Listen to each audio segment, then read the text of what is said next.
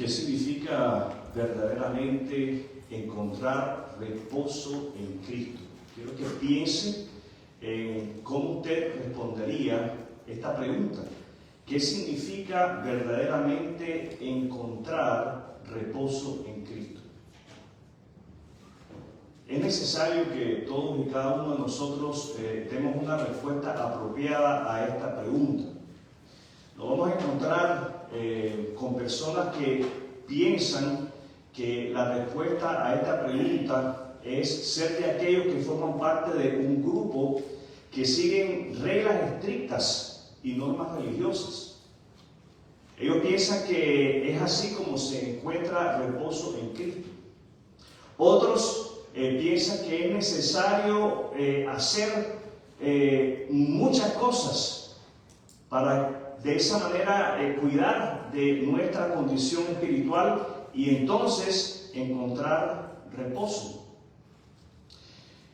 Seamos de aquellos, mis amados hermanos y hermanas, que somos capaces de responder que el descanso se encuentra en Cristo y solamente en Cristo. Seamos de aquellos capaces de responder que el descanso físico y el descanso espiritual se encuentra en Cristo y solamente en Cristo. Quiero invitarle a que abra su Biblia en el Evangelio de Marcos, en el capítulo 2, versículos 23 al 28. Marcos capítulo 2, versículo 23 al 28. Ahora su Biblia o su celular, Marcos capítulo 2, versos 23 al 28. Voy a hacer lectura en la palabra de Dios y le suplico que usted me siga en dicha lectura. Cierto día de descanso. ¿Qué día? De descanso, o sea, un sábado. Recordemos que el primer día de la semana es el domingo. ¿Cuál es el primer día de la semana? El domingo. Qué forma más hermosa de empezar la semana que en la casa del Señor, con otros hermanos y hermanas en la fe de Cristo, para de esa manera comenzar con una perspectiva fresca de lo que Dios quiere para nuestras vidas. El último día de la semana no es el viernes, el último día de la semana es el sábado. ¿Cuál es el último día de la semana? El sábado. Y el pueblo de Israel había recibido un mandamiento que era guardar el sábado como día de reposo. El mandamiento es para el pueblo de Israel. El mandamiento es para los israelitas. ¿Cuántos israelitas hay aquí? Ninguno. Entonces tenga usted presente, mi amado hermano y hermana, que el mandamiento de guardar el sábado no es para nosotros hoy en día. Tendríamos que convertirnos al judaísmo. Dejar de ser guatemalteco, dejar de ser mexicano y ser israelita, para entonces observar el sábado de esa manera. Cierto día de descanso, mientras Jesús caminaba por unos terrenos sembrados, sus discípulos comenzaron a arrancar espigas de grano para comer. Entonces los fariseos le dijeron a Jesús: mira, ¿por qué tus discípulos violan la ley al cosechar granos en el día de descanso? Jesús les dijo: ¿acaso no han leído en las Escrituras lo que hizo David cuando él y sus compañeros tuvieron hambre?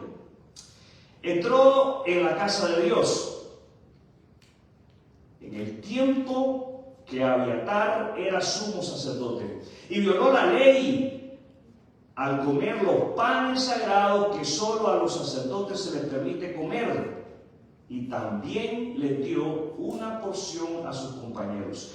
Después Jesús les dijo: el día de descanso se hizo para satisfacer las necesidades de la gente, y no para que la gente satisfaga los requisitos del día de descanso. Y esta palabra requisitos es importante, porque nos permite ver qué es lo que estaba pasando con el mandamiento de guardar el sábado y lo que los israelitas habían hecho de ese mandamiento. Y ellos le habían incluido una serie de requisitos a ese día de descanso. Así que, versículo 28, así que el Hijo del Hombre es Señor incluso del día de descanso. El título de lo que voy a compartir con ustedes es Jesús nuestro reposo. Jesús nuestro reposo. En Marcos capítulo 2, versos 23 al 28, observamos un momento de tensión. ¿Qué clase de momento? De tensión entre Jesús y los fariseos en cuanto al día de descanso o sábado. Los fariseos acusaban a los discípulos de violar la ley al cosechar espigas en este día sagrado. Pero Jesús responde recordándoles una historia de las Escrituras. Con esta respuesta, Jesús establece una enseñanza profunda. ¿Qué clase de enseñanza? Profunda. Sobre el propósito del día de reposo y su autoridad como Señor del reposo. A través de este pasaje descubrimos que Jesús, ¿quién? Más fuerte no los oigo. ¿Quién?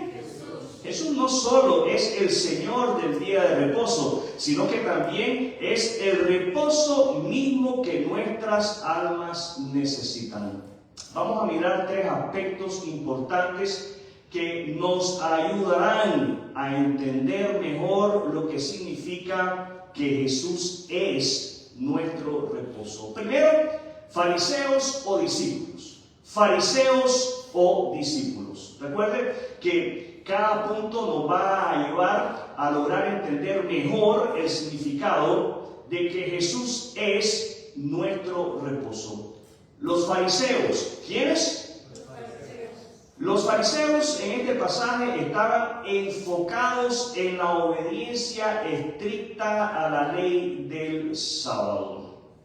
Pero, mis amados hermanos, más que obedecer la ley del sábado de manera fiel, ellos estaban enfocados en obedecer los requisitos establecidos por los hombres. ¿Requisitos establecidos por quiénes? Por los hombres. Al ver a los discípulos arrancar espigas para comer, los acusaron. ¿Qué hicieron? Los acusaron, los señalaron. Los acusaron de violar las normas religiosas. La preocupación de los fariseos no era el bienestar de las personas, sino la preservación, no de la ley, sino de las reglas humanas.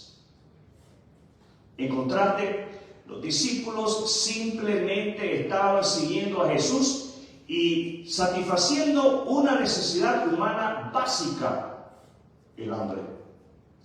Podemos caer en la trampa de ser fariseos cuando priorizamos reglas y tradiciones por encima del bienestar de las personas y de nuestra relación con Dios. Quiero que me sigan la lectura de Marcos 3, versos del 1 al 6. Marcos 3, versos del 1 al 6. Leo de la palabra de Dios. Jesús entró de nuevo en la sinagoga y vio a un hombre que tenía una mano deforme. Como era el día de descanso, ¿qué día era? Los enemigos de Jesús lo vigilaban de cerca.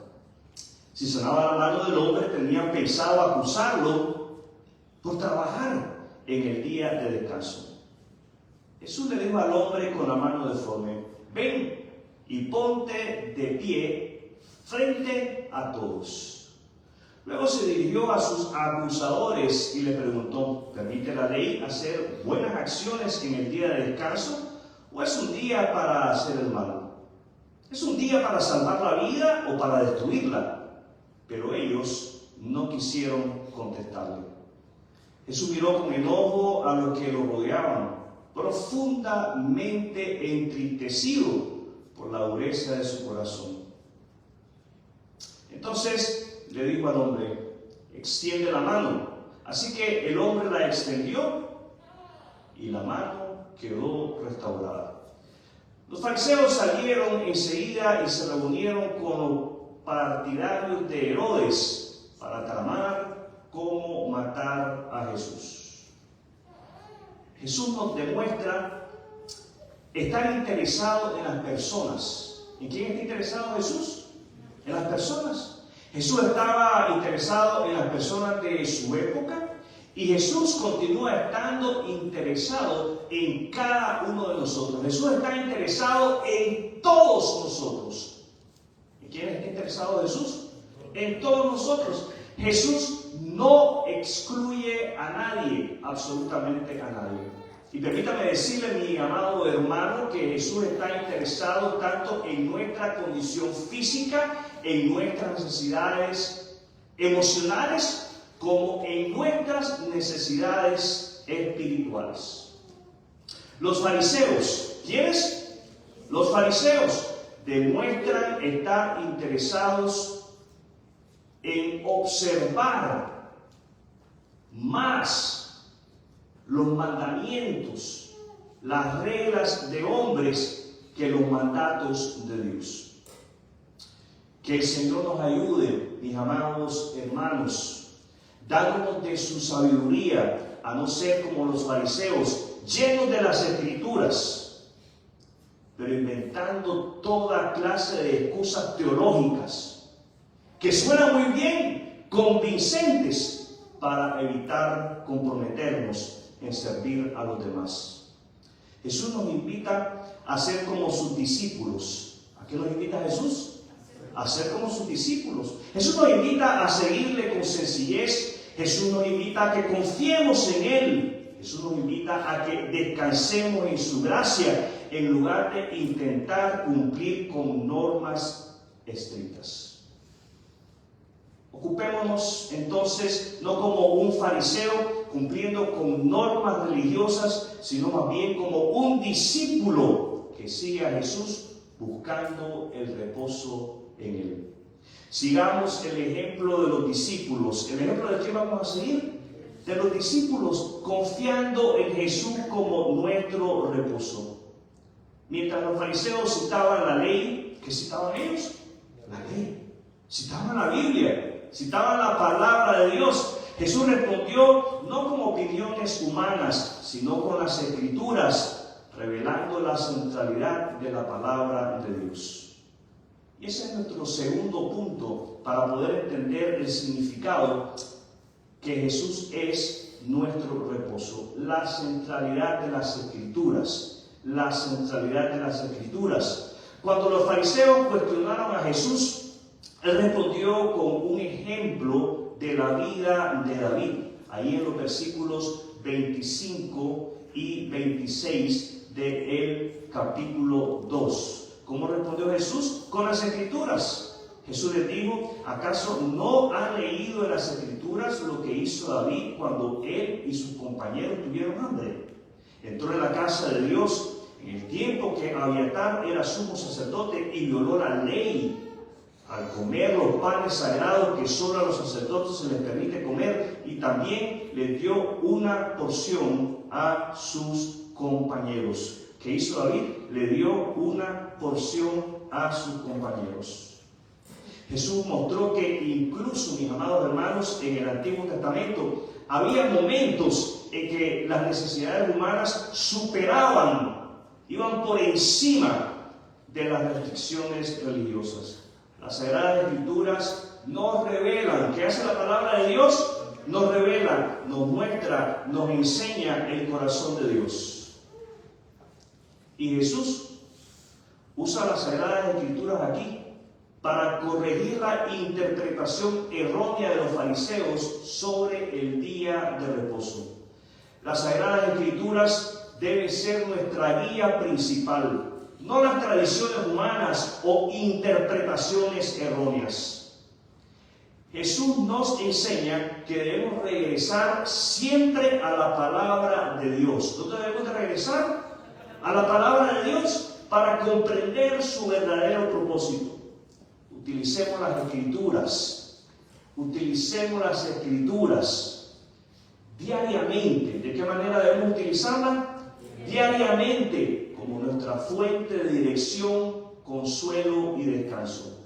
Pidamos al Señor que nos guíe a través de su palabra para entender su voluntad.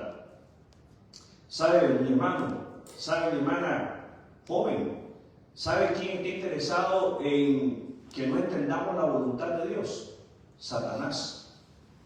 Satanás es quien siembra en nuestros corazones el desánimo, el desinterés por la palabra de Dios. ¿Qué tan interesado estás en la lectura de la palabra de Dios? ¿Cómo la estás usando? ¿La estás usando como tu guía? ¿La estás usando como tu manual de vida? ¿O la ignoras completamente? Ten cuidado. Si la estás ignorando, has caído presa. Eres presa de Satanás. Mientras las escrituras nos dirigen, Jesús también nos revela algo más profundo. Él, Jesús, es el Señor del reposo, nuestro reposo eterno. ¿Quién es Jesús? Y ese es nuestro tercer punto que nos ayuda a comprender que Jesús es nuestro reposo. Jesús, nuestro Señor y reposo. Jesús, nuestro Señor y reposo. En los versículos finales, Jesús declara algo radical. Escúchenme, voy a leer en el verso 27 de Marcos 2. El día de descanso se hizo para satisfacer las necesidades de la gente y no para que la gente satisfaga los requisitos del día de descanso. Luego, tenemos que Jesús afirma su autoridad. Leo el verso 28. El Hijo del Hombre es Señor, incluso del día de descanso. Jesús revela, mis amados hermanos, que el verdadero propósito del día de reposo no es imponer cargas, no es forzar una regla en la vida del ser humano, sino ofrecer descanso y alivio. Más aún, Él mismo, Jesús, es nuestro reposo. En Jesús encontramos el descanso para nuestras almas. ¿Qué encontramos en Jesús? Descanso para nuestras almas. ¿Qué encontramos en Jesús? Descanso para nuestras almas. Un descanso que no depende de nuestra capacidad de cumplir la ley, sino que depende de su gracia y de su misericordia. Jesús es nuestro reposo. ¿Podemos decir que Jesús es nuestro reposo? Digamos, Jesús es nuestro reposo.